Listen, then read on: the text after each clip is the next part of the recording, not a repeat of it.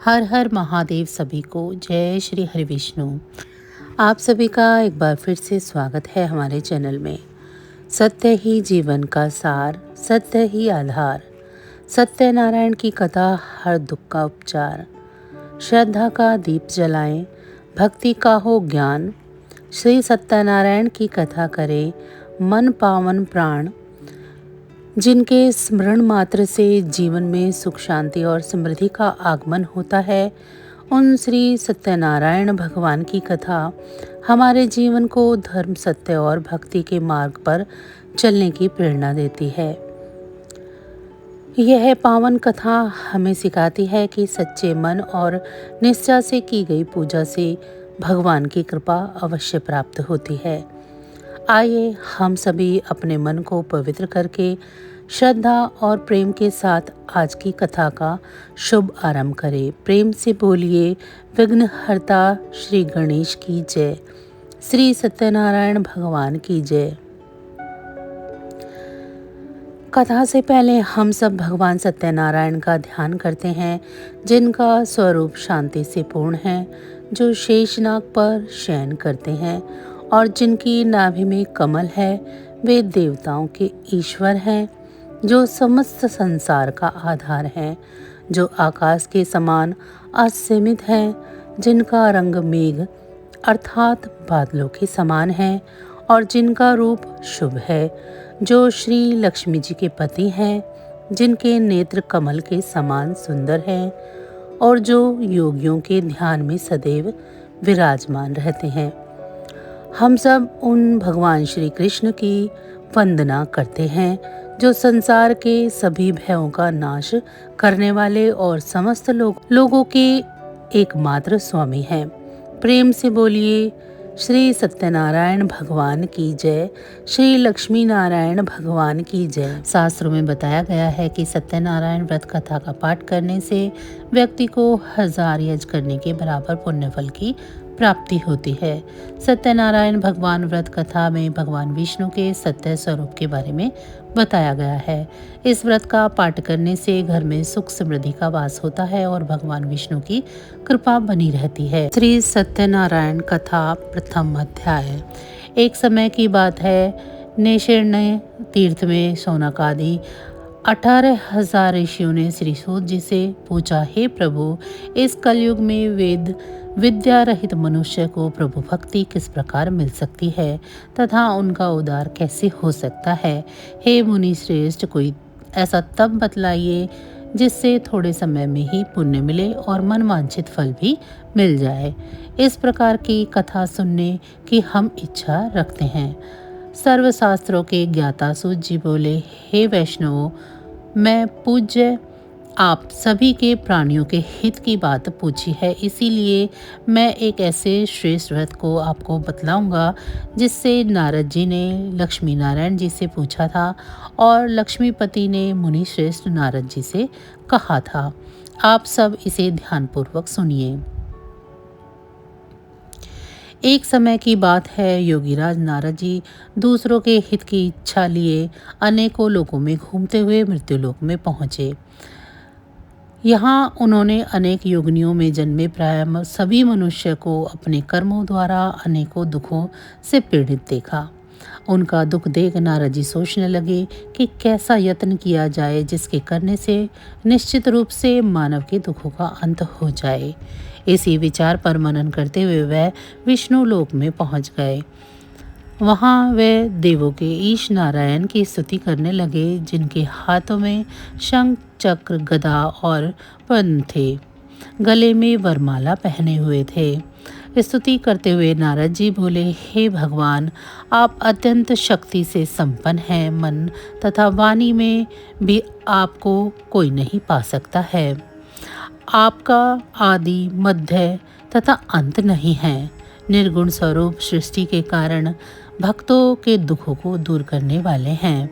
आपको मेरा नमस्कार है। नारद जी की स्तुति सुन भगवान विष्णु बोले, हे मुनि श्रेष्ठ, आपके मन में क्या बात है? आप किस काम के लिए पधारे हैं, उसे निसंकोच कहिए। इस पर नारद जी बोले कि मृत्युलोक में अनेक योनियों में जन्मे मनुष्य अपने कर्मों के द्वारा अनेकों दुख से दुखी हो रहे हैं। हे नाथ, आप मुझ पर दया रखते हैं तो बताइए कि वो मनुष्य थोड़े प्रयास से ही अपने दुखों से कैसे छुटकारा पा सकते हैं। श्री हरि बोले, हे नारद, मनुष्यों की भलाई के लिए तुमने बहुत ही अच्छी बात पूछी है। जिसके करने से मनुष्य मोह से छूट जाता है वह मैं आपको बतलाता हूँ, उसे ध्यानपूर्वक सुनिए। स्वर्गलोक व मृत्युलोक दोनों में एक दुर्लभ उत्तम व्रत है जो पुण्य देने वाला है। आज प्रेमवश होकर मैं उसे तुमसे कहता हूँ। श्री सत्यनारायण भगवान का यह व्रत अच्छी तरह विधान पूर्वक करके मनुष्य तुरंत ही यहाँ सुख भोग कर मरने के पश्चात मोक्ष को पाता है। श्री हरि के वचन सुनकर नारद जी बोले कि उस व्रत का फल क्या है, उसका विधान क्या है, यह व्रत किसने किया था, इस व्रत को किस दिन करना चाहिए, सभी कुछ विस्तार से बतलाइए। नारद जी की बात सुनकर श्री हरि बोले, दुख व शोक को दूर करने वाला यह सभी स्थानों पर विजय दिलाने वाला है। मानव को भक्ति व श्रद्धा के साथ शाम को सत्यनारायण की पूजा धर्मपरायण होकर ब्राह्मणों व बंधुओं के साथ करनी चाहिए। भक्ति भाव से ही नैवेद्य केले का फल, घी, दूध, आटे का गेहूं का आटा सवाया ले। गेहूं के स्थान पर साठी का आटा, शक्कर तथा गुड़ लेकर वह सभी भक्षण योग्य पदार्थों को मिलाकर भगवान का भोग लगाएं। ब्राह्मणों सहित बंधु बांधवों को भी भोजन कराएं।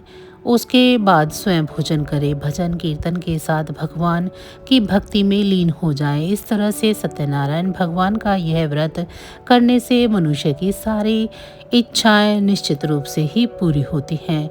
इस कली काल अर्थात कलयुग में मृत्युलोक में मोक्ष का यही एक सरल उपाय बतलाया गया है। इति श्री सत्यनारायण व्रत कथा का प्रथम अध्याय संपूर्ण। श्रीमन्नारायण नारायण नारायण, भजमन नारायण नारायण नारायण। श्री सत्यनारायण भगवान की जय। सत्यनारायण भगवान की व्रत कथा का दूसरा अध्याय। सूत जी बोले, हे ऋषियों, जिसने पहले समय में इस व्रत को किया था उसका इतिहास कहता हूँ, ध्यान से सुनो। सुंदर काशीपुरी नगरी में एक अत्यंत निर्धन ब्राह्मण रहता था।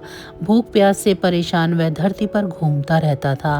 ब्राह्मणों से प्रेम करने वाले भगवान ने एक दिन ब्राह्मण का वेश धारण कर उसके पास जाकर पूछा, हे विप्र, नित्य दुखी होकर तुम पृथ्वी पर क्यों घूमते हो? दीन ब्राह्मण बोला, मैं निर्धन ब्राह्मण हूँ, भिक्षा के लिए धरती पर घूमता हूँ। हे भगवान, यदि आप इसका कोई उपाय जानते हो तो बतलाइए। वृद्ध ब्राह्मण कहता है कि सत्यनारायण भगवान मनोवांछित फल देने वाले हैं, इसीलिए तुम उनका पूजन करो। इसे करने से मनुष्य सभी दुखों से मुक्त हो जाता है। वृद्ध ब्राह्मण बनकर आए सत्यनारायण भगवान उस निर्धन ब्राह्मण को व्रत का सारा विधान बताकर अंतर्ध्यान हो गए। ब्राह्मण मन ही मन सोचने लगा कि जिस व्रत को वृद्ध ब्राह्मण करने को कह गए हैं मैं उसे ज़रूर करूँगा।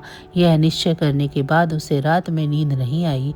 वह सवेरे उठकर सत्यनारायण भगवान के व्रत का निश्चय कर भिक्षा के लिए चला गया। उस दिन निर्धन ब्राह्मण को भिक्षा में बहुत धन मिला, जिससे उसने बंधु बांधवों के साथ मिलकर श्री सत्यनारायण भगवान का व्रत संपन्न किया। भगवान सत्यनारायण का व्रत संपन्न होने के बाद वह निर्धन ब्राह्मण सभी दुखों से छूट गया और अनेक प्रकार की संपत्तियों से युक्त हो गया। उसी समय से यह ब्राह्मण हर माह इस व्रत को करने लगा। इस तरह से सत्यनारायण भगवान के व्रत को जो कोई भी मनुष्य करेगा वह सभी प्रकार के पापों से छूटकर अंत में मोक्ष को प्राप्त होगा। जो मनुष्य इस व्रत को करेगा वह भी सभी दुखों से मुक्त हो जाएगा। सूत जी बोले, इस तरह से नारद जी ने सत्यनारायण भगवान का कहा हुआ श्री सत्यनारायण व्रत को मैंने तुमसे कहा। हे विप्रो, मैं अब और क्या कहूँ। ऋषि बोले कि हे मुनिवर, संसार में उस विप्र से सुनकर और किस किस ने इस व्रत को किया, हम सब इस बात को सुनना चाहते हैं। इसके लिए हमारे मन में श्रद्धा का भाव है। सूत जी बोले, हे मुनियों, जिस जिसने इस व्रत को किया है वे सब सुनो। एक समय वही विप्र धन व ऐश्वर्य के अनुसार अपने बंधु बांधवों के साथ इस व्रत को करने को तैयार हुआ। उस समय एक लकड़ी बेचने वाला बूढ़ा आदमी आया और लकड़ियां बाहर रखकर अंदर ब्राह्मण के घर में आ गया। प्यास से दुखी वह लकड़हारा उनको व्रत करते देख विप्र को नमस्कार कर पूछने लगा कि आप ये क्या कर रहे हैं। तो उन्होंने बताया कि व्रत कर रहा हूँ तथा इसे करने से क्या फल मिलेगा, कृपया मुझे भी बताइए। ब्राह्मण ने कहा कि सभी मनोकामनाओं को पूरा करने वाला यह श्री सत्यनारायण भगवान का व्रत है। इनकी कृपा से ही मेरे घर में धन धान्य आदि की वृद्धि हुई है। विप्र से सत्यनारायण व्रत के बारे में जानकर लकड़हारा बहुत प्रसन्न हुआ। चरणामृत लेकर वह प्रसाद खाने के बाद अपने घर चला गया।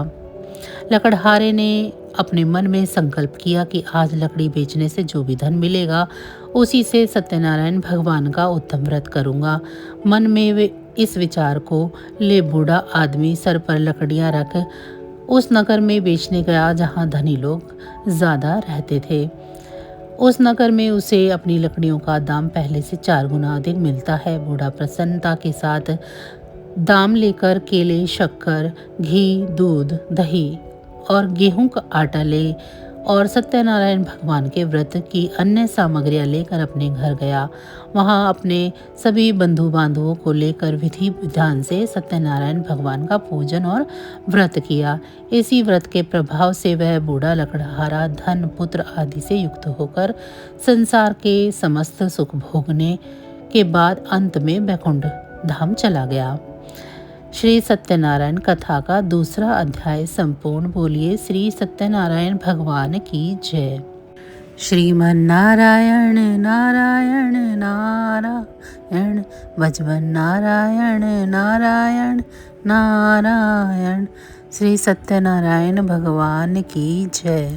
सत्यनारायण भगवान व्रत कथा का तीसरा अध्याय। सूत जी बोले, हे श्रेष्ठ मुनियों, अब आगे की कथा कहता हूँ। पहले समय में उल्कामुख नाम का एक बुद्धिमान राजा था। वह सत्यवक्ता और जितेंद्रिय था। प्रतिदिन देव स्थानों पर जाता और निर्धनों को धन देकर उनके कष्ट को दूर करता। उसकी पत्नी कमल के समान मुख वाली तथा सती साध्वी थी। भद्रशिला नदी के तट पर वे दोनों ने सत्यनारायण भगवान का व्रत किया। उसी समय साधु नाम का एक वैश्य आया। उसके पास व्यापार करने के लिए बहुत सा धन भी था। राजा को व्रत करते देखकर वह विनय के साथ पूछने लगा, हे राजन, भक्ति भाव पूर्ण होकर आप ये क्या कर रहे हैं? मैं सुनने की इच्छा रखता हूँ, तो आप मुझे बतलाइए। राजा बोला, हे साधु, अपने बंधु बांधवों के साथ पुत्रादि प्राप्ति के लिए एक महाशक्तिमान श्री सत्यनारायण भगवान का व्रत व पूजन कर रहा हूँ। राजा के वचन सुनकर साधु आदर से बोला, हे राजन, मुझे इस व्रत का सारा विधान कहिए। आपके कथा अनुसार मैं भी इस व्रत को करूँगा। मेरी भी संतान नहीं है और इस व्रत के करने से निश्चित रूप से मुझे भी संतान की प्राप्ति होगी। राजा से व्रत का सारा विधान सुन व्यापार से निर्वित हो वह अपने घर गया। साधु वैश्य ने अपनी पत्नी को संतान देने वाले इस व्रत का वर्णन कह सुनाया और कहा कि जब मेरी संतान होगी तब मैं इस व्रत को करूँगा। साधु ने इस तरह के वचन अपनी पत्नी लीलावती से कहे। एक दिन लीलावती पति के साथ आनंदित हो संसारिक धर्म में प्रवृत्त होकर सत्यनारायण भगवान की कृपा से गर्भवती हो गई। 10वें महीने में उसके गर्भ से एक सुंदर कन्या ने जन्म लिया। दिनों दिन वह ऐसे बढ़ने लगी जैसे कि शुक्ल पक्ष की चंद्रमा बढ़ता है। माता पिता ने अपनी कन्या का नाम कलावती रखा। एक दिन लीलावती ने मीठे शब्दों में अपने पति को याद दिलाया कि आपने सत्यनारायण भगवान के जिस व्रत के लिए संकल्प किया था उसे करने का समय आ गया है। आप इस व्रत की इस व्रत को करिए। साधु बोला कि हे प्रिय, इस व्रत को मैं इसके विवाह पर करूँगा। इस प्रकार अपनी पत्नी को आश्वासन देकर वह नगर की ओर चला गया। कलावती पिता के घर में रह वृद्धि को प्राप्त हो गई। साधु ने एक बार नगर में अपनी कन्या को सखियों के साथ देखा तो तुरंत ही दूत को बुलाया और कहा कि मेरी कन्या के योग्य कोई वर देख आओ। साधु की बात सुनकर दूत कंचन नगर में पहुंचा और वहां देखभाल कर लड़की के सुयोग्य वाणिक पुत्र को ले आया। सुयोग्य लड़के को देख साधु ने बंधु बांधवों को बुलाकर अपनी पुत्री का विवाह कर दिया। लेकिन दुर्भाग्य की बात तो यह है कि साधु ने अभी भी श्री सत्यनारायण भगवान का व्रत नहीं किया। इस पर श्री भगवान क्रोधित हो गए और श्राप दिया कि साधु को अत्यधिक दुख मिले। अपने कार्य में कुशल साधु बनिया जमाई को लेकर समुद्र के पास स्थित होकर रत्नासागर नगर में पहुंच गया। वहां जाकर दामाद ससुर दोनों मिलकर चंद्रकेतु राजा के नगर में व्यापार करने लगे। एक दिन भगवान सत्यनारायण की माया से एक चोर राजा का धन चुराकर भाग रहा था। उसने राजा के सिपाहियों को अपना पीछा करते देख चुराया हुआ धन वहां रख दिया जहां साधु अपने जमाई के साथ ठहरा हुआ था।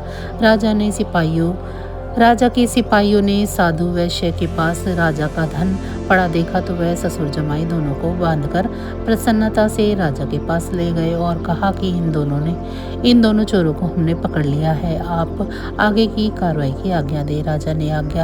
राजा की आज्ञा से उन दोनों को कठिन कारावास में डाल दिया गया और उनका सारा धन भी उससे छीन लिया गया। श्री सत्यनारायण भगवान से श्राप से साधु की पत्नी भी बहुत दुखी रहने लगी। घर में जो धन रखा था उसे भी चोर चुरा ले गए। शारीरिक और मानसिक पीड़ा व भूख प्यास से अति दुखी हो अन्न की चिंता में कलावती के ब्राह्मण के घर गई। वहां उसने श्री सत्यनारायण भगवान का व्रत होते हुए देखा, फिर कथा भी सुनी।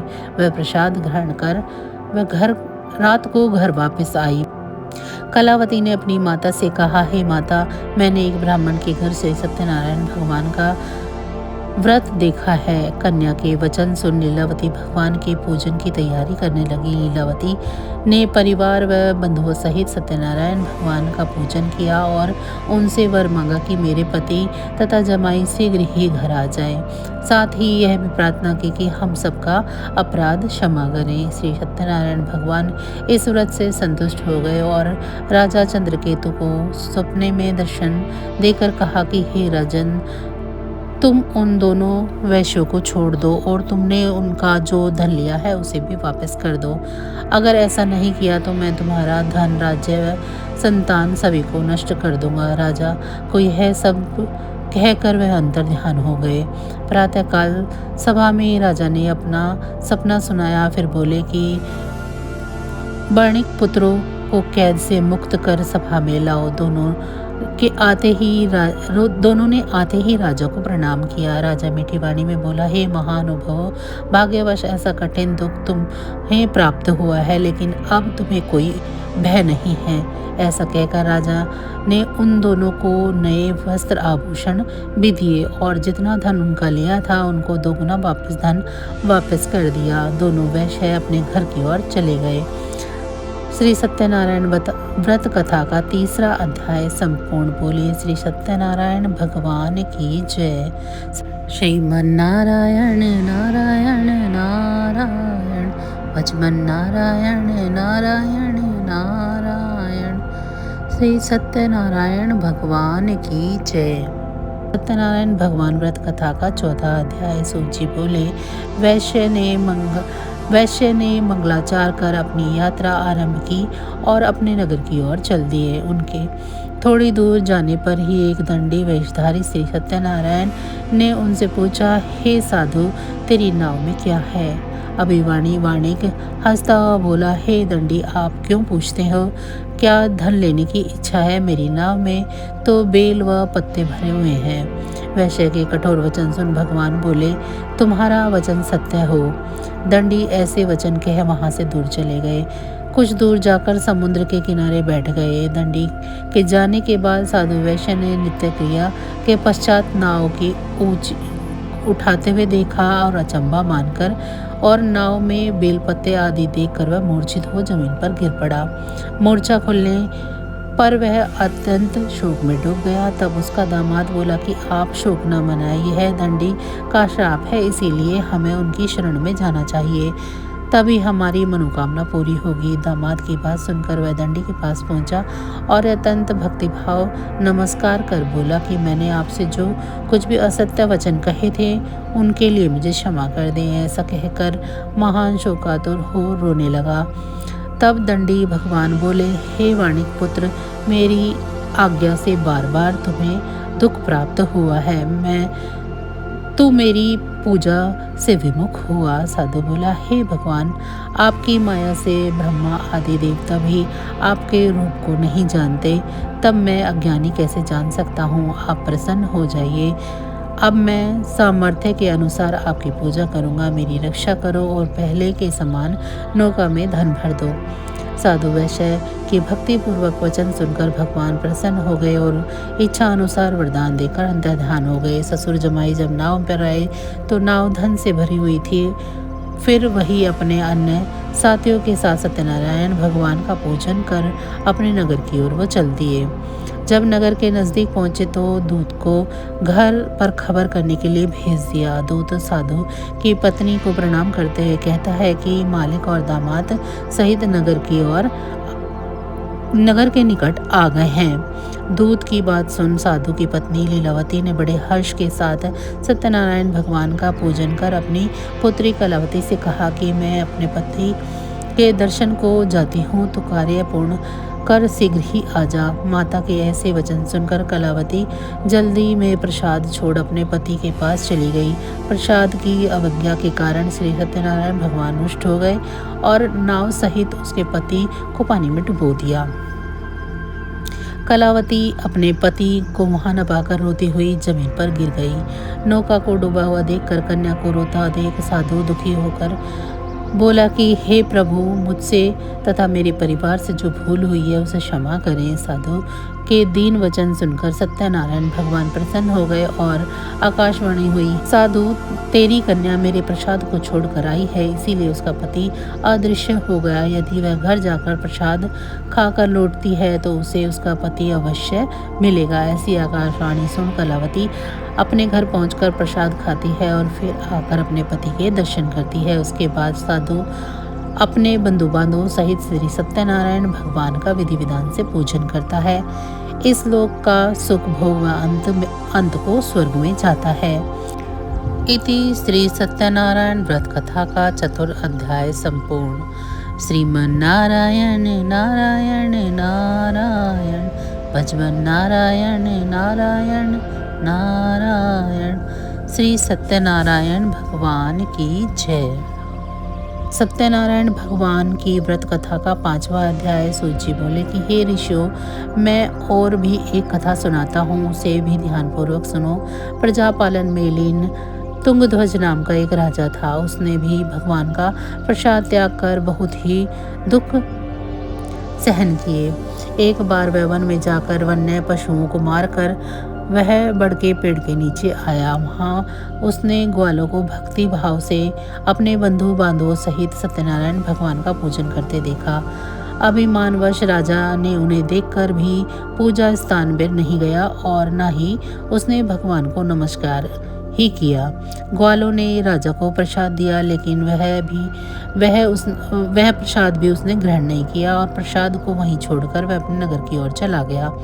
जब वह नगर में पहुंचा तो वहां सब कुछ तहस नहस हुआ पाया, तो वह शीघ्र ही समझ गया कि यह सब भगवान ने ही किया है। वह दोबारा ग्वालों के पास पहुंचा और विधिपूर्वक पूजा कर प्रसाद खाया तो श्री सत्यनारायण भगवान की कृपा से सब कुछ पहले जैसा हो गया। दीर्घ काल तक सुख भोगने के बाद मरने के उपरांत उसे स्वर्गलोक की प्राप्ति हुई। जो मनुष्य परम दुर्लभ इस व्रत को करेगा तो भगवान श्री सत्यनारायण की अनुकंपा से उसे धन धान्य की प्राप्ति होगी, निर्धन धनी हो जाता है और भय मुक्त हो जीवन जीता है, संतान हीन मनुष्य को संतान सुख मिलता है और सारे मनोरथ पूर्ण होने पर मानव अंतकाल में वैकुंठ धाम को जाता है। सूत जी बोले, जिन्होंने पहले इस व्रत को किया है, अब उनके दूसरे जन्म की कथा कहता हूँ। वृद्ध सतानंद ब्राह्मण ने सुदामा का जन्म लेकर मोक्ष की प्राप्ति की। लकड़हारे ने अगले जन्म में निषाद बनकर मोक्ष को प्राप्त किया। उल्कामुख नामक राजा दशरथ होकर वैकुंठ को गए। साधु नाम के वैश्य ने मोरध्वज बनकर अपने पुत्र को आरे से चीरकर मोक्ष पाया। महाराज तुंगध्वज ने स्वयंभू होकर भगवान में भक्ति युक्त हो कर्म का मोक्ष पाया। श्री सत्यनारायण भगवान की व्रत कथा का 5वां अध्याय संपूर्ण। बोलिए श्री सत्यनारायण भगवान की जय। श्रीमन्नारायण नारायण नारायण, भजमन नारायण नारायण नारायण। श्री सत्यनारायण भगवान की जय। तो बस आज की जानकारी इतनी ही थी। फिर मिलेंगे हम आपको ऐसी ही किसी अन्य जानकारी के साथ अगली वीडियो में। तब तक अगर आप सभी को हमारी ये जानकारी अच्छी लगी है तो वीडियो को लाइक करें। चैनल को अभी तक सब्सक्राइब नहीं किया तो चैनल को सब्सक्राइब कर लें और कमेंट बॉक्स में श्री हरि विष्णु ज़रूर लिखें। इसी के साथ भगवान श्री हरि विष्णु की कृपा दृष्टि आप सभी पर सदैव बरसती रहे। आप सभी का बहुत बहुत धन्यवाद। नमः शिवाय।